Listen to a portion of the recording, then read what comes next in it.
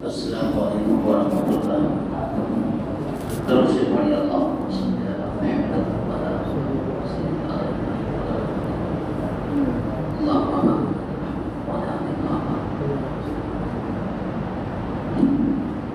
پھر محبت سے اللہم صلی علی محمد وعلی آلہ سیدنا اللہم بارک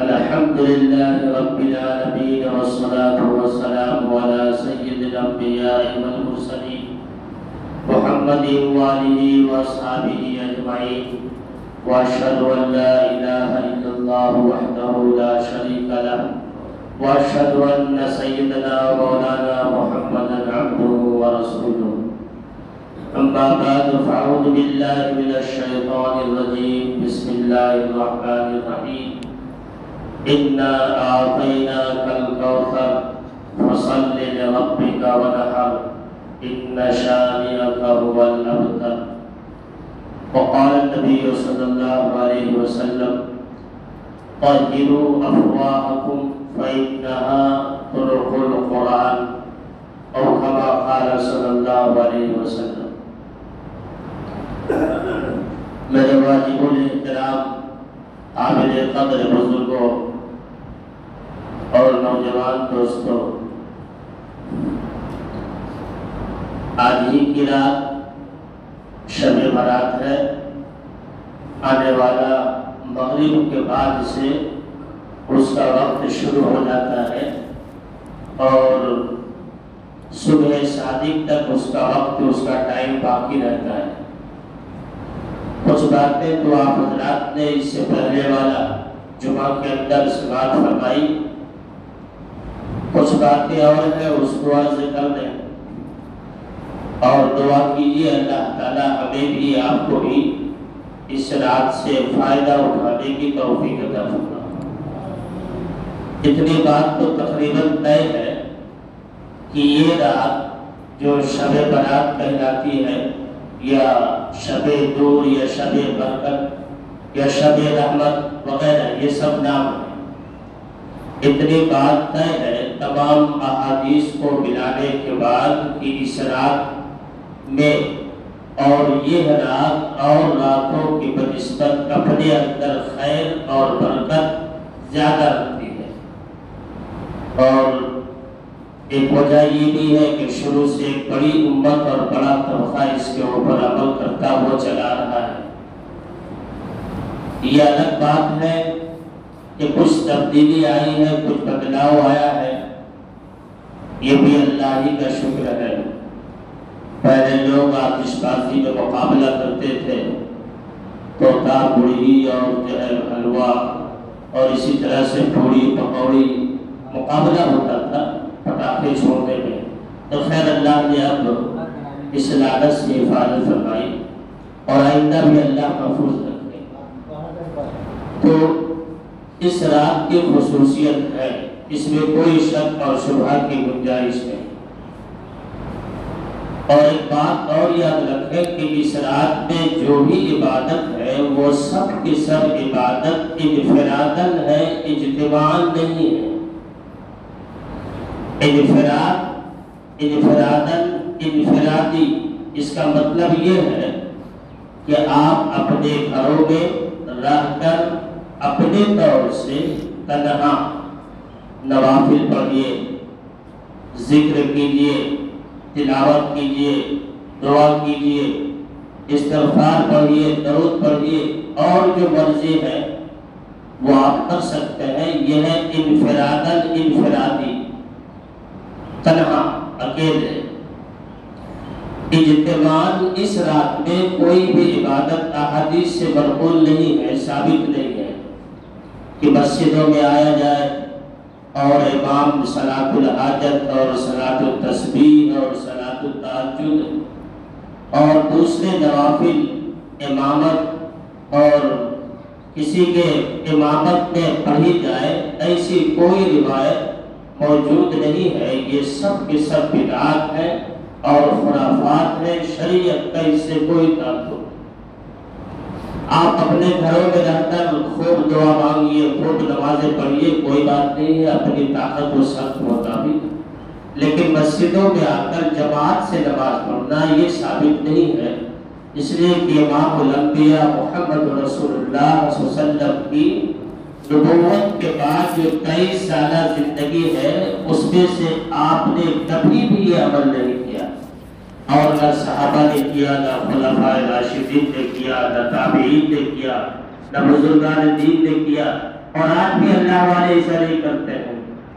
اس لیے ایک مسئلہ یہ سب ہے اپنے گھروں میں، اور اگر گھر میں گنجائش نہ ہو، گھر چھوٹا ہو، تو پھر اللہ کا گھر کھلا ہوا ہے، آپ مسجد آ جائیں اور وہاں بھی عبادت کر سکتے ہیں، جیسی توفیق ہو پڑھ سکتے ہیں۔ لیکن اکثر مسجدوں میں آنے کے بعد انسانوں کا ذہن بدل جاتا ہے، کچھ تو باتیں کرتے ہوئے اور کچھ ادھر ادھر کی بات ہے، جس کی وجہ سے ٹائم نکل جاتا ہے، پاس ہو جاتا ہے۔ اس لیے بہتر یہ ہے گھر میں رہ کر نفل پڑھیں اور براہ راست اللہ سے تعلق کو جوڑیں اور دعائیں مانگیں، بس اتنا ہی ثابت ہے، اس سے زیادہ نہیں۔ موقع ملتا ہے قبرستان چلے جائیں، موقع نہ ملے کوئی بات نہیں، اس لیے کہ اللہ کے نبی صلی اللہ علیہ وسلم صرف ایک عمر میں ایک ہی بار قبرستان تشریف لے گئے، جنت البقیع میں، جو امام ترمذی نے جس روایت کو نقل کی ہے۔ اگر موقع ہے چلے جائیں، نہ جا سکے تو کم سے کم راہ کر ہی اپنے مرحومین، اپنے آباء و اجداد کی مغفرت اور ان کے ایصال ثواب کے لیے دعا کریں، یہ ہماری بھی اور آپ کی بھی ذمہ داری ہے۔ اس رات میں آپ کیا کریں گے، کس طرح سے عبادت کریں گے اور کیسے آپ کیا پڑھنا چاہیں گے، وہ آپ سمجھ لیں تاکہ آپ کے لیے آسانی ہو۔ بعض کتابوں کے اندر، اور اگر آپ موبائل رکھتے ہیں تو یوٹیوب پہ آپ دیکھیں گے تو ایک سے اسکالر، اسلامک اسکالر یہ بولتے ہوئے اور وظیفہ بتلاتے ہوئے نظر آئیں گے کہ 2 رکعت آپ نماز اس طرح سے پڑھیے کہ سورہ فاتحہ پڑھیے، پھر اس کے بعد اور سورت ملائیے، اتنی بار ملائیے تو آپ کی 2 رکعت پوری نہیں ہوگی کہ آپ کا گھر پیسوں سے بھر جائے گا۔ آپ یہ وظیفہ پڑھیے، آپ کی مراد پوری ہو جائے گی، آپ اس طرح سے نماز پڑھیے، آپ کی ضرورت پوری ہو جائے گی۔ یہ سب قرآن اور حدیث کے خلاف ہے، لہذا اگر بزرگان دین نے کتاب اور حدیث کی روشنی میں کوئی عمل نکالا ہو اور وہ عمل کتاب اور سنت کے اگینسٹ نہیں ہے، خلاف نہیں ہے، تو پھر اس کو قبول کرنا چاہیے، اور اگر کتاب و سنت کے خلاف ہے، اگینسٹ میں ہے، تو پھر اس کو قبول نہیں کرنا چاہیے، اس لیے کہ عبادت وہی مقبول ہے جو محمد رسول اللہ صلی اللہ علیہ وسلم کی سنت کے مطابق ہو۔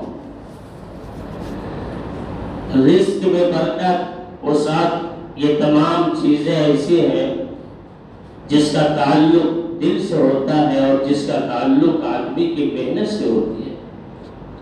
اگر وظیفہ ہی پڑھنے سے ہمارا گھر پیسوں سے بھر جائے تو پھر کیا ضرورت ہے ڈیوٹی کرنے کی؟ اگر وظیفہ ہی پڑھنے سے ہمارا سارا گھر یا پیسوں سے اور سونے اور چاندی سے بھر جائے تو کیا ضرورت ہے براوا بازار میں بیٹھ کر روڈ کے طرف تمازت تھپیڑے کھانے کی؟ یہ سب دھوکہ ہے، یہ سب غلط، یہ سب غلط ہے۔ اگر بزرگان دین نے کوئی عمل نکالا قرآن اور حدیث کی روشنی میں اور وہ شریعت سے میل کھاتی ہے تو قبول کرنا چاہیے، عمل کرنا چاہیے، اور اگر میل نہیں کھاتی ہے، اگینسٹ سے میرے خلاف ہے، تو پھر اس کو قبول نہیں کرنا چاہیے۔ تو بہرحال بعد نماز مغرب اس کا وقت شروع ہوتا ہے، 5 وقت نماز تو فرض ہے، اس میں کوئی کمپرومائز نہیں ہے نا، 5 ٹائم نماز فرض ہے، کوئی کمپرومائز نہیں، کوئی معافی نہیں۔ اب چاہے رمضان ہو، غیر رمضان ہو، شب برات ہو، بارہ وفات ہو، کچھ بھی ہو، نماز بہرحال 5 ٹائم فرض ہے، کوئی چارہ نہیں۔ تو نماز آپ نے پڑھ لی مغرب کی، پھر اس کے بعد اگر نوافل پڑھنا چاہتے ہیں تو وہ 6 رکعت نماز اوابین کی نیت سے 2 رکعت کر کے پڑھیے، گھر جائیے، کھانا کھانا ہے کھانا کھائیے، اور نہیں تو عشاء کی فرض نماز پڑھیے، اس کے بعد آپ سو جائیں، یا پھر جو کچھ پڑھنا چاہیں نوافل نفل نماز 2 رکعت کر کے آپ جتنی چاہے پڑھیں، جتنی اللہ توفیق دے، 100 رکعت، 200 رکعت، 400 رکعت، 500، 1000 رکعت، جتنی چاہیں پڑھتے جائیں۔ جیسے اور نفل پڑھتے ہیں ظہر کے بعد، مغرب کے بعد، وہی طریقہ ہے، وہی شکل ہے۔ یہ نہیں کہ سورہ فاتحہ پڑھیے اس کے بعد یہ سورہ 12 بار پڑھیے، وہ سورہ 13 بار پڑھیے، یہ سب غلط ہے۔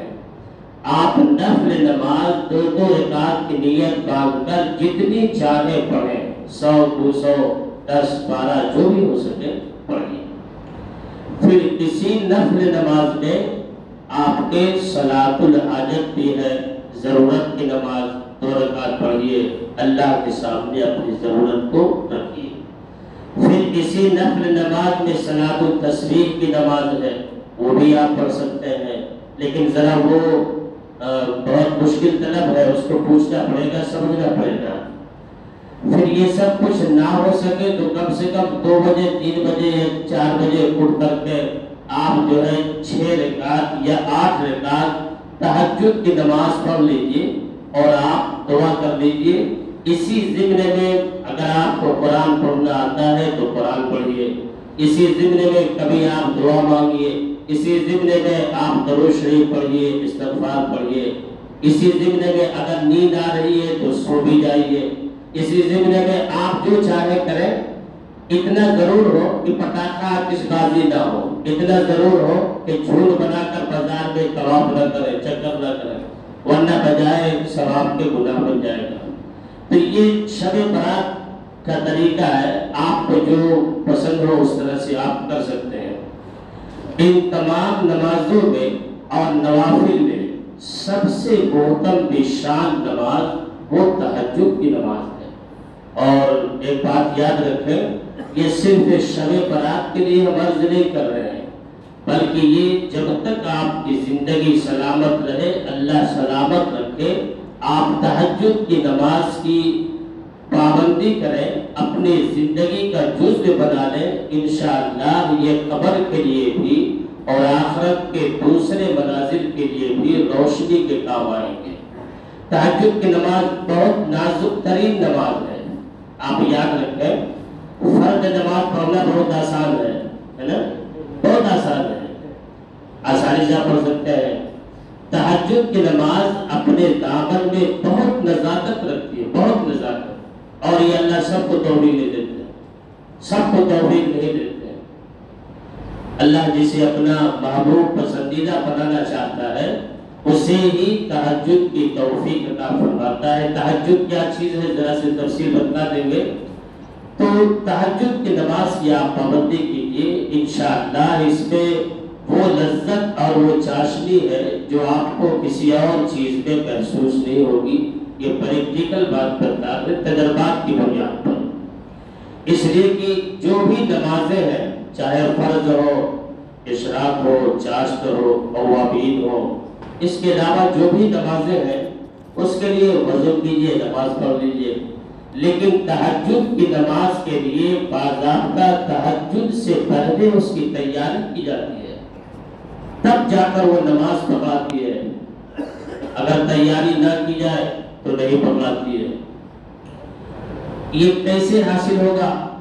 بعض حضرات، بعض بزرگ کہتے ہیں کہ جی پڑھنا تو چاہتے ہیں لیکن پڑھ نہیں پاتے ہیں، اٹھنا تو چاہتے ہیں لیکن اٹھ نہیں پاتے ہیں، ہمت جواب دے دیتی ہے، بدن کمزور اور سست پڑ جاتے ہیں، پڑھ نہیں پاتے ہیں۔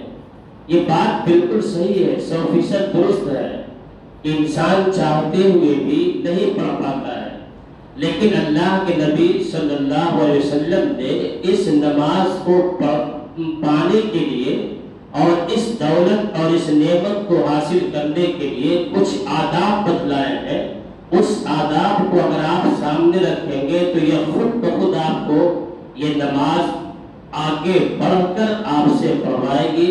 تہجد کی نماز وہ ہے، کیا آداب ہے اس کو غور سے سنیں۔ سب سے پہلا آداب یہ ہے کہ عشاء کی نماز کے بعد سونے میں لیٹ نہ کریں، سنت کے مطابق سویرے سو جائیں۔ سب سے پہلا آداب اس تہجد کی نماز کو پانے کے لیے سب سے پہلا سہارا اور سب سے پہلا ادب یہ ہے، عشاء کی نماز کے بعد آپ لیٹ نہ ہو، سویرے سو جائیں سنت کے مطابق۔ 4 لوگوں کو عشاء کے بعد لیٹ ہونے کی گنجائش ہے، اجازت ہے، وہ فائدہ اٹھا سکتے ہیں۔ سب سے پہلا شخص جو علمی مذاکرے میں مشغول ہو، اللہ رسول کی بات سننے سنانے، مسائل تفسیر فقہ میں مشغول ہو، تو اس کے لیے اجازت ہے کہ وہ رات لیٹ ہو جائے، اس لیے کہ حضرت ابو ہریرہ رضی اللہ تعالیٰ عنہ رات کے 3 حصوں میں سے ایک حصے میں صرف ایک حدیث یاد کرتے تھے، اور خود امام احمد بن حنبل رحمۃ اللہ علیہ پوری رات علمی مذاکرے میں شاگردوں کے ساتھ گزار دیتے تھے۔ اور اسی طرح سے جب اپنی قوم کی ترقی اور اس کے عروج اور اس کی بلندی کا خیال ہو تو اس کے لیے منصوبہ پلاننگ بنانا، تیار کرنا اور اس کے لیے راتوں کو جاگنا جائز ہے، وہ لیٹ ہو سکتے ہیں۔ جیسے رسول اللہ صلی اللہ علیہ وسلم اور صدیق اکبر رضی اللہ تعالیٰ عنہ کبھی کبھی کافی رات تک آپ جاگ جاتے تھے منصوبہ بنانے میں اور قوم اور اپنی امت کے عروج اور بلندی کے لیے۔ تو ایک تو یہ ہو، ان کے لیے رات میں لیٹ ہونے کی اجازت ہے، گنجائش ہے۔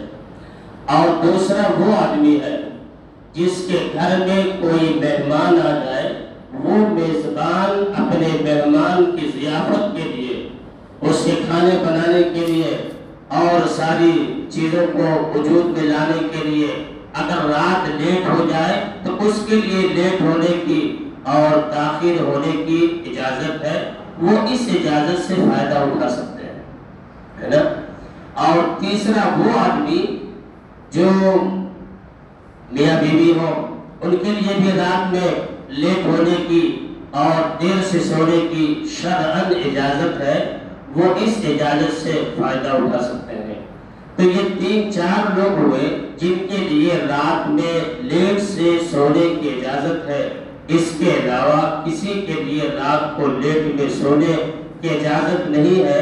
سنت کے مطابق عشاء کے بعد کھانا کھانے اس میں فوراً سو جائیں، ایک ادب۔ دوسرا ادب یہ ہے کہ سوئے تو آدمی وضو کے ساتھ سوئے۔ تیسرا ادب یہ ہے کہ جب سوئے تو کچھ ذکر کر لے، اور ذکر میں سبحان اللہ، الحمدللہ، اللہ اکبر 33 بار، قرآن کی کوئی آیت ہو، یا اگر یہ بھی نہ ہو تو کم سے کم اللہم بسمک اموتو واحیا، یا اللہ میں تیرے ہی نام سے زندہ ہوتا ہوں اور مرتا ہوں، یہ بھی اللہ کا ذکر ہے۔ تو یہ ذکر کر کے سو جائیں، ہے نا۔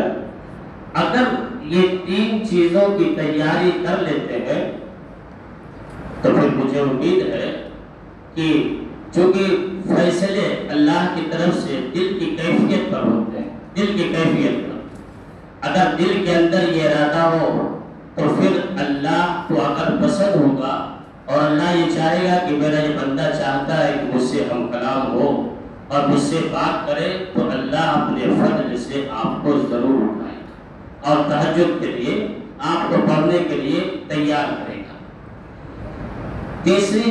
چوتھی چیز اور بھی ہے، اور وہ یہ ہے، حضرت عبداللہ ابن عباس رضی اللہ تعالیٰ عنہ ارشاد فرماتے ہیں، لَن يَنَامَ رَسُولُ اللَّهِ صلی اللہ علیہ وسلم إِلَّا وَالسِّوَاكُ عِنْدَ رَأْسِهِ، یعنی آپ اس وقت تک نہیں سوتے تھے جب تک کہ آپ کے تکیہ کے نیچے یا بغل میں مسواک تیار کر کے نہ رکھ دی گئی ہو۔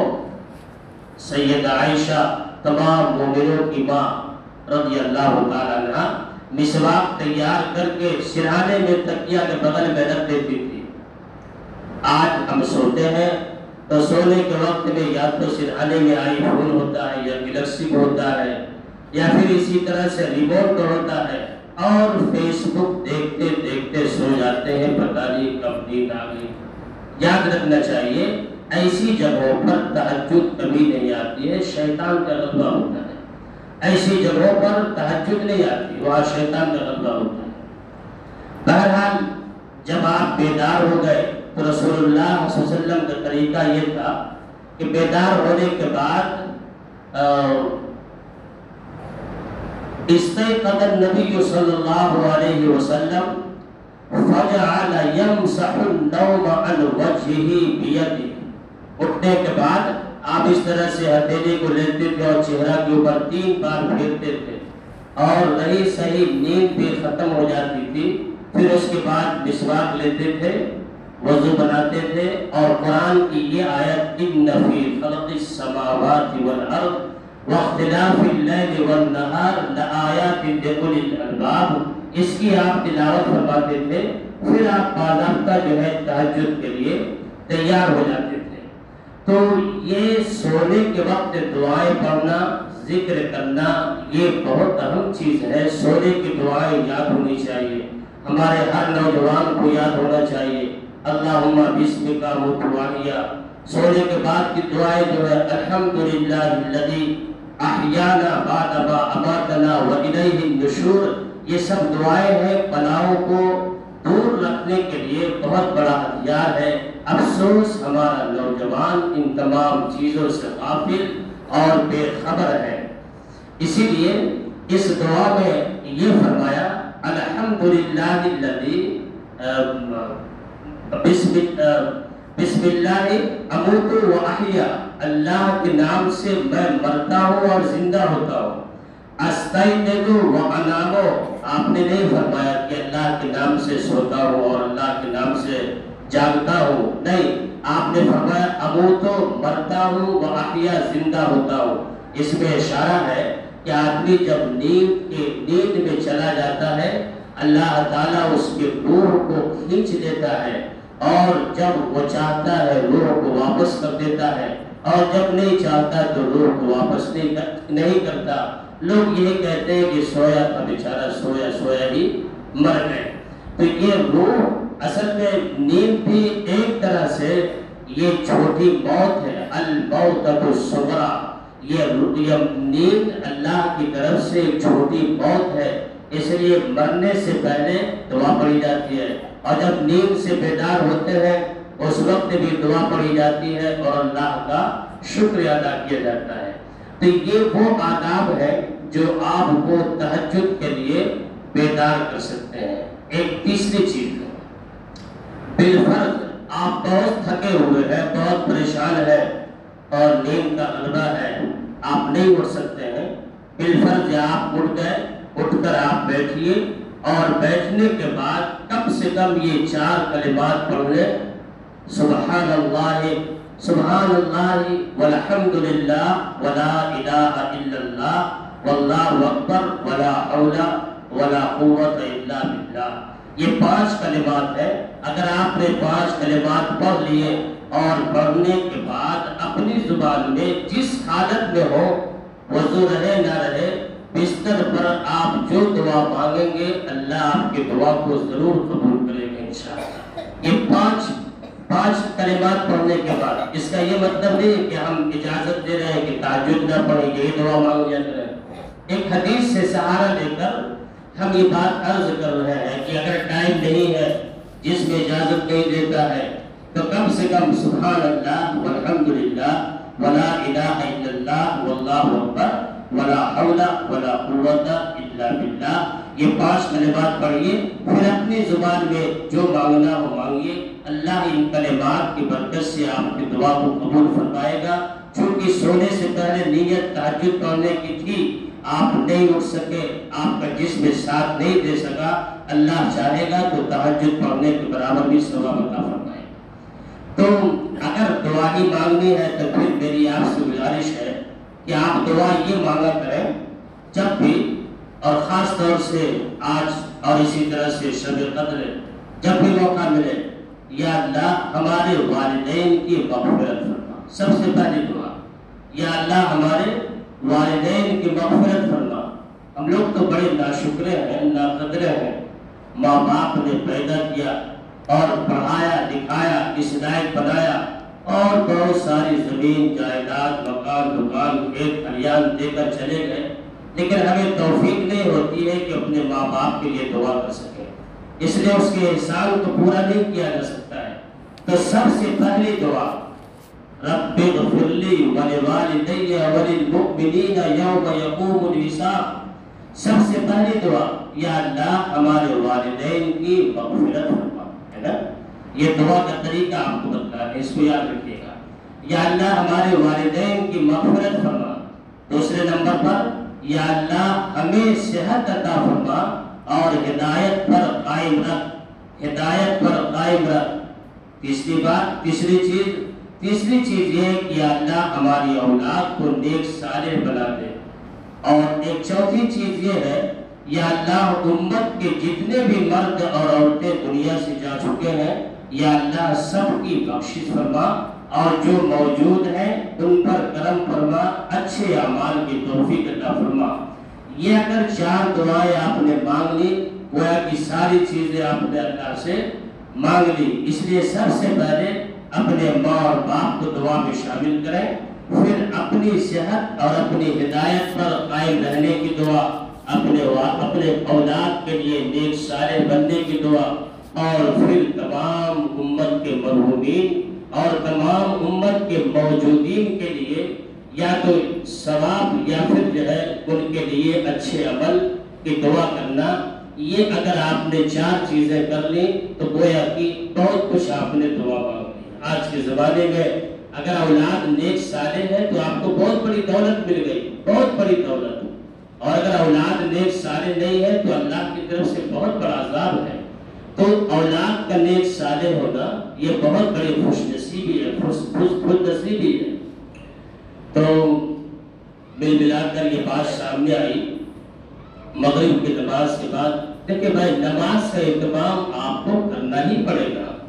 یہ ساری چیزیں اس کے لیے ہیں جو 5 ٹائم نماز پڑھے، اور جو ابھی جمعہ پڑھا عیسیٰ غائب ہوا کہ پھر سورج نکلا اگلے جمعہ میں، تو اس کے لیے آپ جتنا بھی ہائی پاور فل پاور ٹاؤننگ دے دو کوئی فائدہ نہیں کرے گا، کچھ نہیں فائدہ نہیں۔ تو یہ وہ تمام چیزیں ان کے لیے ہیں جو کم سے کم 5 وقت فرض نماز کی پابندی کرے۔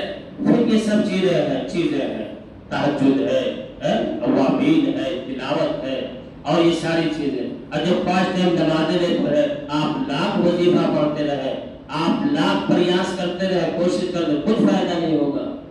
تو نماز، ایک مسلمان نماز نہیں چھوڑ سکتا ہے، بالکل نہیں، نماز نہیں چھوڑ سکتا ہے، یہ ہو ہی نہیں سکتا۔ ہاں یہ ہو سکتا ہے اگر سفر میں ہے تو بجائے ظہر کے 4 رکعت کی بجائے 2 رکعت پڑھ لیں، ہاں یہ ہو سکتا ہے۔ دکان پر بھیڑ بھاڑ زیادہ ہے تو عصر کو مغرب کے بعد پڑھ لیا، یہ بھی ہو سکتا ہے کہ عشاء کو فجر کے بعد پڑھ لیا، یہ بھی ہو سکتا ہے کہ فجر چھوڑ گیا، یہ ہو سکتا ہے، یہ ساری باتیں ہو سکتی ہیں۔ یہ نہیں ہو سکتا ہے کہ جو کلمہ پڑھے اور نماز نہ پڑھے، یہ ہو ہی نہیں سکتا ہے۔ اس کا مطلب یہ ہے کہ ہمارا ایمان مکمل نہیں ہے۔ اس لیے نماز پڑھیے، اللہ سے دو لگائیے، اللہ سے تعلق جوڑیے، تب آپ کو وظیفہ بھی کام آئے گا اور آپ کے لیے تعویذ بھی کام آئے گی۔ اور اگر یہ سب کچھ نہ کریں گے تو کوئی وظیفہ کوئی تعویذ آپ کو کام نہیں آئے گی، آپ لاکھ پڑھتے رہے کوئی فائدہ اس سے نہیں ہے۔ اس لیے اس آنے والی بابرکت رات کے دوپہر اللہ سے دعا کیجیے کہ انشاءاللہ آج سے ہم نماز کی پابندی کریں گے، انشاءاللہ۔ وہ کیسے آپ نماز کی پابندی کریں گے؟ ہاں ہو سکتا ہے کہ پڑھیے، پڑھتے تھک جائیے، نوافل پڑھیے، بس پڑھیے گا، چھوڑ دیے تو ذکر کیجیے، پڑھیے گا، پھر پڑھتے کرتے چھوڑ دیجیے گا، پڑھتے اس کے بعد آئیں گے۔ آپ اگر 1 مہینہ پابندی سے نماز پڑھ لیں تو ہمیں امید ہے انشاءاللہ یہ ہے کہ آپ نماز کو چھوڑنا چاہیں گے بھی تو آپ نماز نہیں چھوڑیں گے، نہ ہم نہیں چھوڑیں گے، آپ پڑھیں تو صحیح۔ اس لیے اس کی پابندی کریں، دعائیں کریں، اپنے لیے بھی، تمام مسلمانوں کے لیے بھی، اللہ ہمیں بھی آپ کو بھی عمل کی توفیق عطا فرمائے۔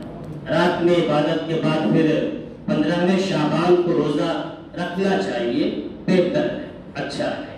اس وجہ سے بھی کہ اللہ کے نبی صلی اللہ علیہ وسلم شعبان میں اکثر روزہ رکھا کرتے تھے۔ اگر نہ بھی رکھیں تو کوئی گناہ کی بات نہیں ہے، کوئی حرج کی بات نہیں ہے، رکھنا چاہیے، بہتر ہے، اچھا ہے۔ 15 کو آپ روزہ رکھ لیں اور اہتمام ویسا نہ کریں جیسے رمضان کے لیے کیا جاتا ہے، وہ افطاری لا رہے ہیں، وہ تیاری ہو رہی ہے، وہ سحری کے لیے، ویسا اہتمام نہیں ہونا چاہیے، التزام نہیں ہونا چاہیے، اور نیت یہ ہونی چاہیے کہ رمضان کا روزہ نہیں، شب برات کا روزہ ہے۔ اگر یہ ارادہ ہو تو آپ روزہ بھی 15 کا رکھ سکتے ہیں، صرف ایک روزہ بس۔ اللہ ہمیں بھی آپ کو بھی عمل کی توفیق دے، ہمارے دل بنا